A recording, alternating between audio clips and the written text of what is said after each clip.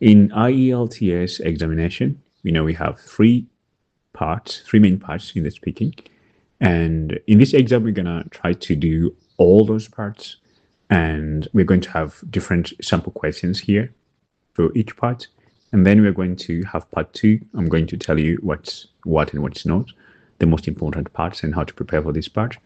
And then we're going to have a cue card question, and we're going to have a sample answer in here. And then later, we're going to have follow-up questions that might be asked in case they need more information about the cue card question. And in part three, I'm going to tell you what does part three mean, and we're going to answer some questions as example questions. We have different topics here as examples for part three. So let's get started. When you enter the examination, there are things that you must have. First of all, you're not allowed to enter with your electronics, things like phone or something like that. Or if you have them, then you're supposed to keep them silent.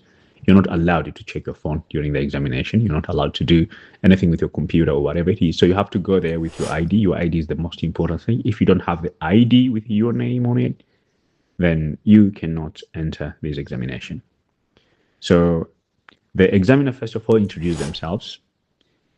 Good morning. My name is Sarah, or my name is Jamal. My name is Mark. What's your full name? So you have to state your full name as it's written on your ID. And then they're going to ask if they can see your identification. You're going to show them, and then the exam starts. So among the topics that we're going to talk about today is your hometown. Where is your hometown? So this is the first question. When you're asked this question, don't panic. It's just a simple question as it sounds. My hometown is in Istanbul. I was born there. I went to school in Istanbul, and fortunately, I managed to get a good job in Istanbul, and right now I'm living in my hometown. Question number two, what do you like most about your hometown? Istanbul is a historical place. We have a lot of people coming from different parts of the world, and these people come to this city to see how beautiful it is. So the people who are coming are giving us a chance to experience an international culture, international environment, whereby we learn a lot from them, and also we get to teach them so many things. Question number three, is your hometown a good place for young people, and why? Absolutely. My hometown is not only a good place, it's a great place for young people. As I stated before, Istanbul is a city visited by so many people from different parts of the world. And for young people, this is an advantage to learn about the world. Once they become friends with these people, once they meet these people, they understand their culture, they teach them their culture, they improve themselves. Not only that, but also it has so many alternatives. Since it's a metropolitan city, you have different cultures, the Eastern culture, the Western culture, Middle Eastern culture. However you want, you could experience it in the same country, in the same city, especially in Istanbul, and you could choose which lifestyle you like, and you could easily live this lifestyle in the city. So it gives all young people options, not compared to many other cities, which are probably multicultural, but they don't really give you a very good chance to practice other kinds of culture more than the culture of that country. Question number four, has your hometown changed in recent years? In recent years, yes, it has changed. It's an old city. It's a historical city. We have a lot of renovations. And the biggest problem that we used to have in the past, especially 10 to 15 years ago, it was the traffic problem. We still have the traffic problems, but we have much more improved transport system. With the integration of the technology, especially softwares, we have a lot of applications which could tell you which bus is coming when, especially for public transport, and the trains as well. We have Marmaray, which is the fastest and the easiest way to go from one place to another part of the city. This has helped the city to be more interconnected and save a lot of time. So this is the end of this topic. They might choose to ask you more questions from a different topic, but usually you only ask and you only get to be asked the questions from one part, which is just one topic, because as we said here, we have between 4 to 5 minutes to answer this question. So When the time is up, they're going to move on. And the answers are as short as you have heard. You don't have to give extra information. They're simple questions. Give the basic information that you have about this part and move on. Don't worry too much about saying, okay, why is this question too easy? Should I give more information, or is it question just complex question? I just think it's easy. You don't have to overthink about it. Just answer the question the way it comes. I'm going to give you another example, which is topic number 2. So in real exam, after answering these questions in the first 5 minutes, you're obviously going to move to the second part, which is part 2. But for this sample here, I'm going to give you a bit more examples, right, to cover more material. Topic number 2, work and or slash studies. So the first question is, do you work or are you a student? Right now, I'm a student. By student, I mean I'm working, but I'm a student of the English language, as I am trying to improve my English by studying for my IELTS examinations. So far, I'm taking the exam right now, but if I don't pass this exam, I'm looking forward to study more and improve myself. But if I pass, I'll still keep on learning language. So I could say when it comes to languages, and especially English language, I'm a lifelong student. But as for what I'm doing right now for a living, I'm working as an engineer. Question number 2, why did you choose this job of study or field of study? Right, English is really important. It's an international language. It's a common language wherever you go. So that's the first alternative. When you go to a country where you don't speak the language, you always try to see if someone speaks English. So it's a global language. They call it lingua franca. It used to be French, but right now it's English. I don't know what's going to be in the future, but for right now, it's one of the most important foreign languages. What do you enjoy most about it? Well, when I'm learning English, I get to access a lot of material online, especially the science material, engineering material, and also a lot of entertainment alternatives. There are so many series, English movies, and books. And I love reading books before I go to sleep. And sometimes I enjoy a good series. And most of these series are either in English or they're adapted to the English language. So even a person who is producing a series in Korea, they somehow need to translate it to English to reach the global audience. So this is a very huge advantage. You can watch an infinity number of resources or access infinity data through the English language. Question number 4, what skills are important for your job or for your studies? Well, there are 4 main skills when it comes to learning the English language, which are listening, reading, writing, and speaking. Obviously, we have grammar in each of these parts, but these are the main things. For me, in the beginning, the most difficult part was speaking. And then later, I had to improve my writing, reading, and listening. I met this teacher who told me that once you solve the speaking problem first, you're good to go with a lot of things because listening becomes easier. You can't understand, you can't miss to understand, or you can't misunderstand something that you can speak. If you can speak a sentence, it means when you hear it, you have better chances of understanding it. But when you listen to a sentence, you can understand it. Speaking it could be difficult because speaking and writing application skills, they need more practice. So the skill where like you start with the speaking first, once you are good at speaking, then you go to the listening part, and then you follow with the writing, then reading part, you know. Right, so let's move to topic number 3, which is about technology, probably my favorite topic. Question number 1, how often do you use technology in your daily life? Well, I think I'm always interacting with the technology. I have my phone with me most of the time, my PC for my studies and my work. So I could say that I'm one of those people who spend a lot of time with the technology, especially on the internet. Right now, we have things like Gemini, ChatGPT, the AIs that could help you to do your work better. I don't use the same way that other people use because there is kind of a group of people who use these tools to be lazy, doing simple maths and asking simple questions that they could actually think about. I try to make my work faster and my studying faster by taking advantage of these tools. So I'm very close to technology, and technology is a very great part of my life. And I don't know how I would do my job as an engineer without the technology. Question number two: what kind of technology do you find the most useful? For most people, I think they would say their cell phones are the most important technology. But for me, in general, more than the cell phone itself, I could say the internet. Without the electricity, we don't have the internet.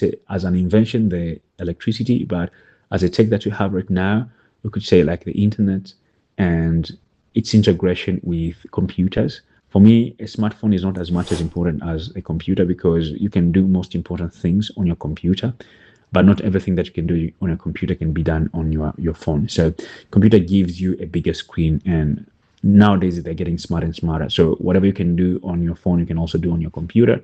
Whatever you can do on your computer, some of things that you can do on your phone, but also the computer gives you a bigger screen.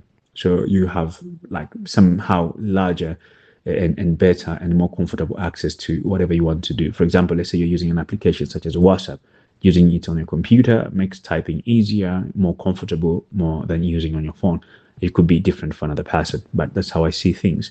Accessing websites through your phone, it's a very small screen. You don't actually feel comfortable getting on the internet most of the time by using your phone. But with your computer, you have a larger screen, you have big letters, and you can easily read and access lots of things at the same time.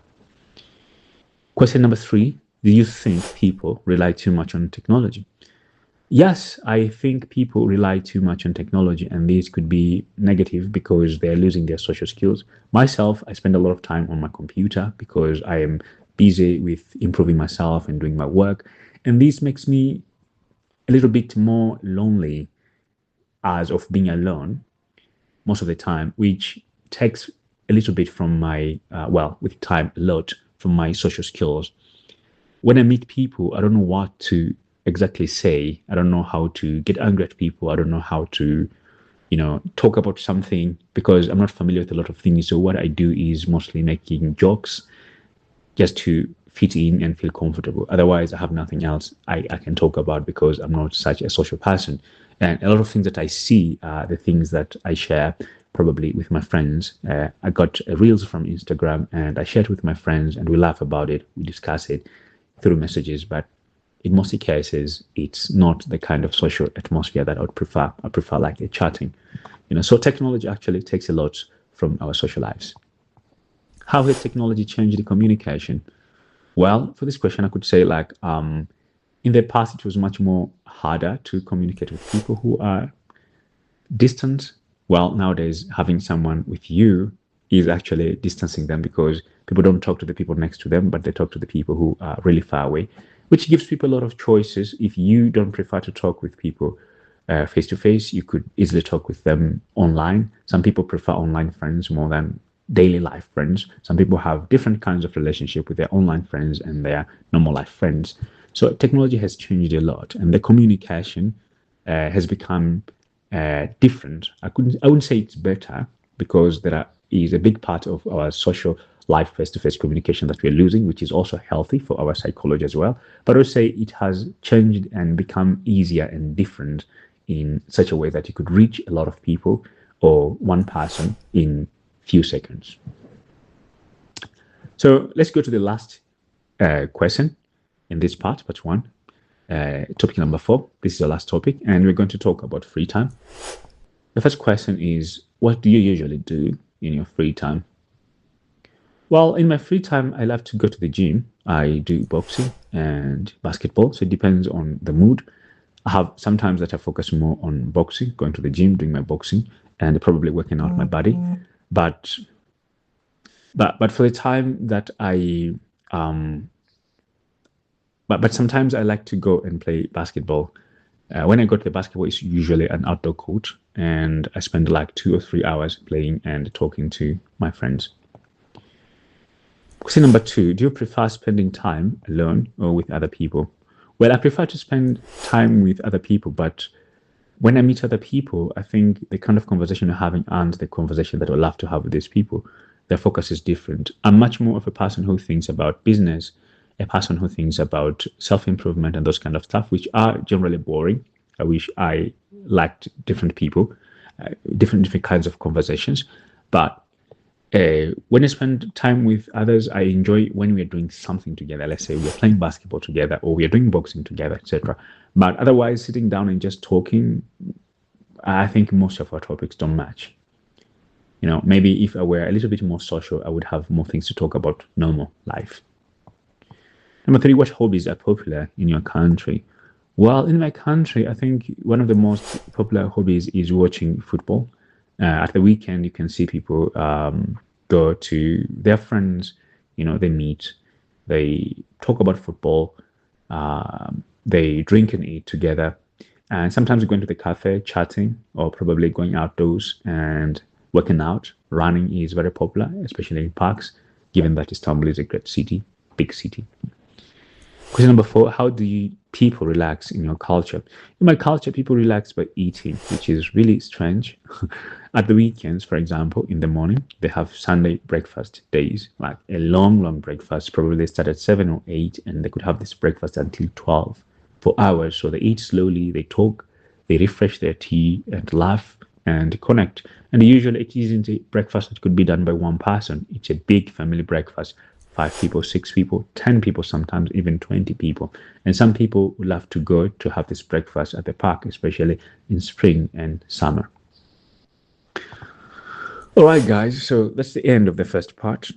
Let's focus on the second part, which is part 2. And this is a little bit longer time for one question, 3 to 4 minutes. So the examiner is gonna say, now I'm going to give you a topic. You will have 1 minute to prepare and 1 to 2 minutes to speak. Obviously, this is the rule. So you have 1 minute, you're going to read the question, and then you're going to spend between 1 to 2 minutes talking about it. And if they think there's anything that you needed to add, then they're going to ask you some follow-up questions. So that's up to them. All right, so this is a cue card question. And what I'm going to show you is how to prepare for this cue card question. First thing first, you're going to write some few notes here or think about the answers of these notes. You're not going to write sentences because you only have 1 minute. So you're just going to write like the hints or cues that are going to help you to speak and answer your question. So in here, they say describe a person who has influence in your life. You should say who this person is. Probably here you're going to write the name of that person and how you know them. You're going to tell how you met them and what influence they had on you. You're going to write 1 or 2 words telling or talking about this part and explaining why this influence was important. And then you give the reason here. So writing here is just writing things that you're going to use. It's like thinking on paper. And here I have a sample answer. I'm going to read this answer to you. And this answer is rated at band 8 or 9. So I'm going to read it carefully and you listen to it. One person who has had a profound influence on my life is my English teacher from a few years ago.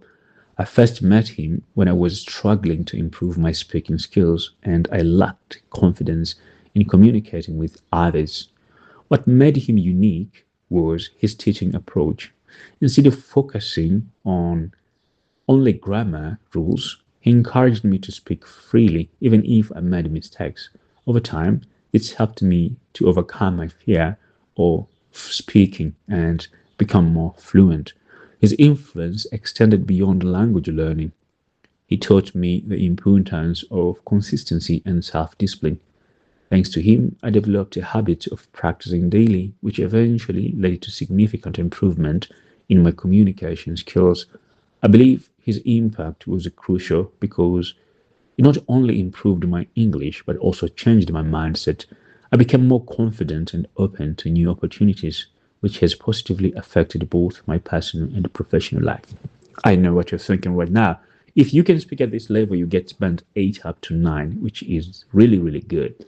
But if you're looking for something little, don't complicate stuff. Just talk what you think about those events. Tell a story.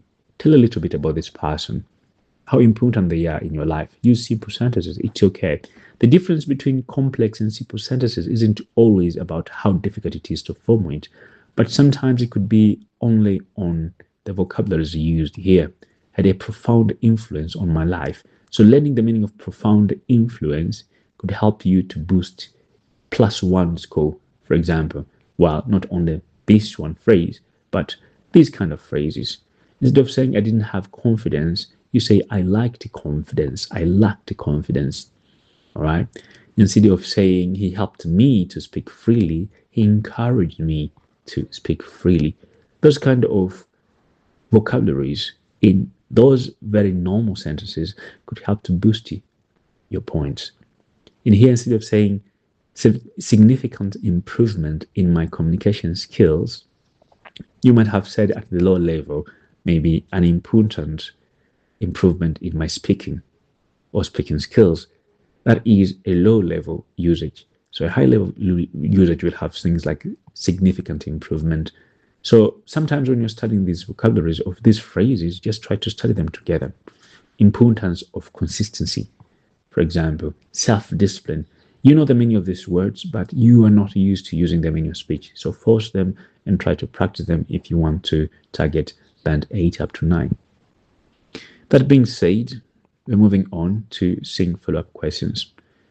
Do you think people are easily influenced by others? I think yes. According to me, I think 99%, the people you spend the most time with, they somehow influence you. So if you spend a lot of time with people who are really smart, they're thinking differently, probably hardworking, so you become one. Let's say if you spend good time or you spend most of time with 5 people who love to do business, you're probably going to be the 6th one. If you spend a lot of time with 5 people who are lazy, probably going to be the 6th one.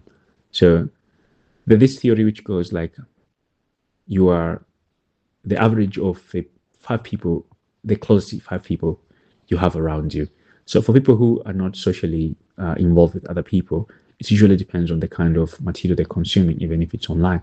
If it's the kind of books that they're reading, the kind of television shows they're watching, the kind of music they're listening to, all this influence them in one way or another. Another sample question for the follow-up question could be, is it better to be influenced by family or friends? My answer to this question is, it doesn't matter.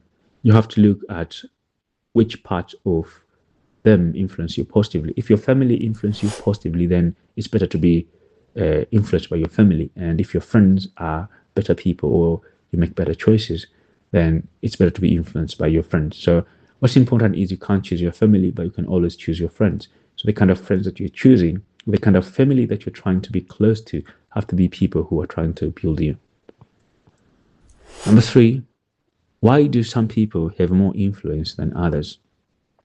I think the influence of more people is coming from self-confidence. From my observation, people who are very confident, they tend to influence others around them. They're people with charisma or sense of leadership. So whenever they do something, the rest of people want to be like them, want to be influenced by them. But I think it's usually not a job of one person. It depends on what kind of person you are surrounded with. So wanting to be like somebody usually depends on their level of confidence, their success in life, and those kind of things. That being said, now we are moving to part 3.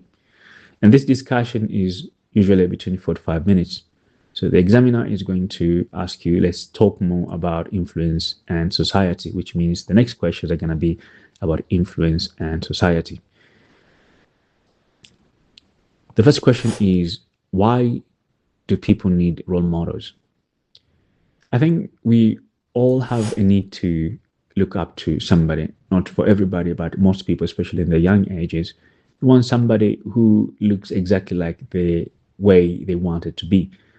They usually call these ones role models. They look at their life, they look at the things they do to become who they are today and trying to do exactly the same. Most role models could be famous people, or I prefer to be famous people because it's much more easier to access if you don't have anyone around you. But sometimes a role model could be someone very close to you, even a friend. Depends on how they carry themselves and how much you are attracted to their life and wanting to be like them. So number 2, how do role models influence young people? This is really, really important. Young people are in a development age. They're actually trying to learn new things. They want to be somebody. They're trying to discover themselves.